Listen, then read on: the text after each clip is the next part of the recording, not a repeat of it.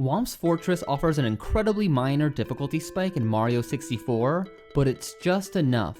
Compared to Bomb Battlefield, the level itself is a little bit more dangerous as there are actual voids for Mario to fall to his death, but taking a bird's eye view of the level, you'll see that the majority of the areas that you have to traverse have safety nets. Although you will take damage from most falls, but there are plenty of coins to refill your health.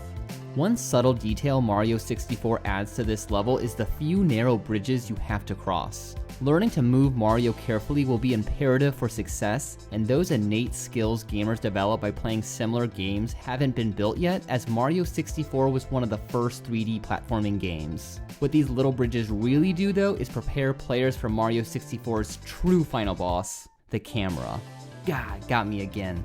The enemies of Whomp's Fortress are interesting because there are only piranha plants who don't move in whomps that waddle slower than growing grass. These enemies do damage Mario more than those Goombas, but players should still be able to defeat or avoid them with ease. Just like Bomb Battlefield, there aren't many diverging paths, which will change in later Mario 64 levels. This will ensure that players are not overwhelmed with exploration this early on into the game.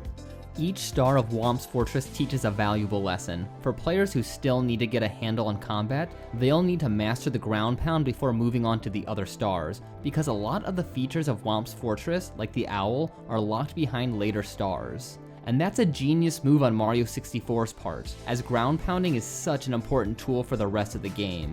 And to help players get a handle on timing Mario's jumps, the second star has players scaling the tower, and this might be the first star in Mario 64 that actually requires some platforming, if you can call this platforming. One of the staples in Mario 64 is the cannon, and Whomp's Fortress really wants players to understand its trajectory. That's why 2 stars require using the cannon, unless you're a Mario 64 speedrunner. Like most 8 red coin stars in Mario 64, they're meant to get you familiar with the level as you search. One of the great things about Mario 64 is that players don't need to complete every star before moving on, so developers can add some more challenging stars in the earlier levels. In this case, it's dropping into that cage.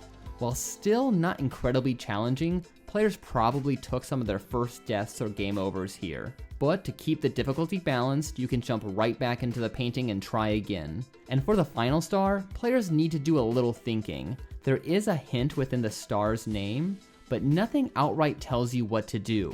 But again, players learn how to aim with the cannon. This is a very smooth difficulty curve between the first 2 levels, and this is a trend that will continue throughout the rest of Mario 64.